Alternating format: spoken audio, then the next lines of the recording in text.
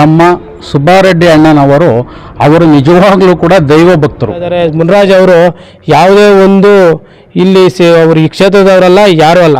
ಅವ್ರಿಗೆ ಹೇಳಕ್ಕೆ ಇಷ್ಟಪಡ್ತೇನೆ, ಅವರೇ ಈಗ ಇಲ್ಲಿ ಚುನಾವಣೆಯಲ್ಲಿ ಯಾವತ್ತೂ ಗೆಲ್ಲಕ್ಕಾಗಲ್ಲ, ಇಲ್ಲಿ MLA ಆಗಕ್ಕಾಗಲ್ಲ. ಗುಡಿಬಂಡೆ ಪಟ್ಟಣದಲ್ಲಿ ರಾಜಕೀಯ ಚಟುವಟಿಕೆಗಳು ತೀವ್ರಗೊಳ್ಳುತ್ತಿರುವ ಸಂದರ್ಭದಲ್ಲಿ ಸುಬ್ಬಾರೆಡ್ಡಿ ಶಾಸಕ ಸ್ಥಾನ ಅಸಿಂಧುಗೊಳಿಸುವ ಹೈಕೋರ್ಟ್ ತೀರ್ಪಿನ ಹಿನ್ನೆಲೆಯಲ್ಲಿ ಕಾಂಗ್ರೆಸ್ ಮುಖಂಡರು ಹಾಗೂ ಕಾರ್ಯಕರ್ತರು ವಿಶೇಷ ಪೂಜೆ ನೆರವೇರಿಸಿದರು.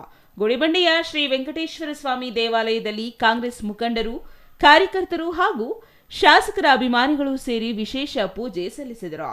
ಹೈಕೋರ್ಟ್ ಶಾಸಕ ಸ್ಥಾನ ಅಸಿಂಧು ಎಂದು ಘೋಷಿಸಿರುವ ಹಿನ್ನೆಲೆಯಲ್ಲಿ ಈ ತೀರ್ಪು ವಿರುದ್ಧ ಸುಪ್ರೀಂ ಕೋರ್ಟಿನಲ್ಲಿ ನ್ಯಾಯ ಸಿಗಲಿ, ಎಲ್ಲ ಅಡೆತಡೆಗಳು ನಿವಾರಣೆಯಾಗಲಿ ಎಂಬ ಉದ್ದೇಶದಿಂದ ದೇವಾಲಯದಲ್ಲಿ ವಿಶೇಷ ಪ್ರಾರ್ಥನೆ ಸಲ್ಲಿಸಲಾಯಿತು.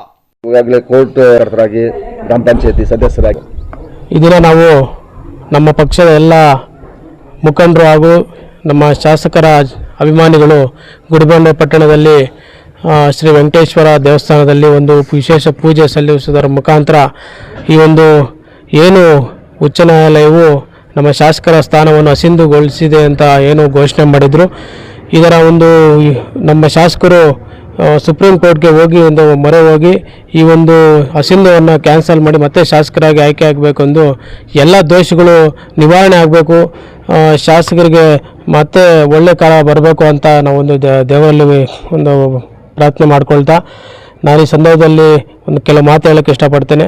ಈ ವೇಳೆ ಮಾತನಾಡಿದ ಕಾಂಗ್ರೆಸ್ ಮುಖಂಡರು, ಹೈಕೋರ್ಟ್ ತೀರ್ಪಿನಿಂದ ನಾವು ನಿರಾಶರಾಗಿಲ್ಲ. ಶಾಸಕರಿಗೆ ಆಗಿರುವ ಅನ್ಯಾಯ ಕಾನೂನುಬದ್ಧವಾಗಿ ಪ್ರಶ್ನಿಸಲು ಅವರು ಈಗ ಸುಪ್ರೀಂ ಕೋರ್ಟ್ ಮೊರೆ ಹೋಗಲು ಸಿದ್ಧರಾಗಿದ್ದಾರೆ ಎಂದರು. ಸುಪ್ರೀಂ ಕೋರ್ಟ್ನಲ್ಲಿ ಸತ್ಯಕ್ಕೆ ಜಯ ಸಿಗಲಿದೆ ಎಂಬ ಪೂರ್ಣ ವಿಶ್ವಾಸ ನಮಗಿದೆ. ನ್ಯಾಯಾಂಗ ವ್ಯವಸ್ಥೆಯ ಮೇಲೆ ನಮಗೆ ಸಂಪೂರ್ಣ ನಂಬಿಕೆ ಇದೆ ಎಂದರು. ಇನ್ನು ಬಿಜೆಪಿ ಅಭ್ಯರ್ಥಿ ಸಿ ಮುನಿರಾಜು ಪರ ಸುಪ್ರೀಂ ಕೋರ್ಟ್ ತೀರ್ಪು ಬಂದರೂ ನಾವು ಜನತೆಯ ತೀರ್ಪನ್ನು ಸ್ವೀಕರಿಸಲು ಸಿದ್ಧರಾಗಿದ್ದೇವೆ. ಅಂತಹ ಪರಿಸ್ಥಿತಿಯಲ್ಲಿ ಮಧ್ಯಂತರ ಚುನಾವಣೆಗೆ ಹೋಗಿ ಜನತಾ ನ್ಯಾಯಾಲಯದ ಮುಂದೆ ನಮ್ಮ ವಿಚಾರವನ್ನ ಮಂಡಿಸುತ್ತೇವೆ. ಜನರು ಏನು ತೀರ್ಮಾನಿಸುತ್ತಾರೋ ಅದಕ್ಕೆ ನಾವು ಬದ್ಧರಾಗಿರುತ್ತೇವೆ ಎಂದು ಸ್ಪಷ್ಟಪಡಿಸಿದರು. ನಮ್ಮ ಸುಬ್ಬಾರೆಡ್ಡಿ ಸಾಹೇಬರ ಬಗ್ಗೆ ಈ ತರ ಏನು ಅಸಂಧ ಅಂತ ಒಂದು ಹೈಕೋರ್ಟ್ ತೀರ್ಪು ಕೊಟ್ಟಿದೆ, ಅದರ ಸಲುವಾಗಿ ನಾವು ಹೈಕೋರ್ಟ್ಗೆ ಗೌರವ ಕೊಡ್ತೀವಿ. ಅದಕ್ಕೆ ನಮ್ಮ ಸುಬ್ಬಾರೆಡ್ಡಿ ಅವರು ಏನು ತಪ್ಪು ಮಾಡಿಲ್ಲ, ಒಳ್ಳೆಯ ವ್ಯಕ್ತಿ, ದೈವ ಭಕ್ತರು, ಸಾರ್ವಜನಿಕರಿಗೆ, ಎಲ್ಲ ಜನಾಂಗದವರಿಗೆ, ಎಲ್ಲ ಕೋಮಿನವರಿಗೆ ಒಂದು ಮಾರ್ಗದರ್ಶನ ಆಗಿ ಅವರು ಒಳ್ಳೆತನ, ಅವರು ಒಳ್ಳೆಯ ನೀತಿಯಿಂದ ನಮಗೆಲ್ಲ ನೋಡ್ಕೊಂಡು ಹೋಗ್ತಾ ಇದ್ದಾರೆ.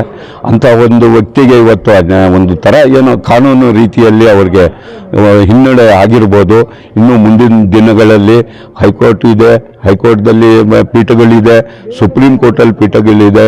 ನ್ಯಾಯ ಎಲ್ಲರಿಗೂ ಒಂದೇ, ನ್ಯಾಯ ಸಿಗುತ್ತೆ. ದೈವಭಕ್ತರಾಗಿರೋದ್ರಿಂದ ನಮ್ಮ ಸುಬ್ಬಾರೆಡ್ಡಿ ಅವ್ರಿಗೂ ದೇವರು ಅವ್ರಿಗೆ ಒಳ್ಳೇದು ಮಾಡ್ತಾರೆ. Satish Babu, CTV news, Gudibande.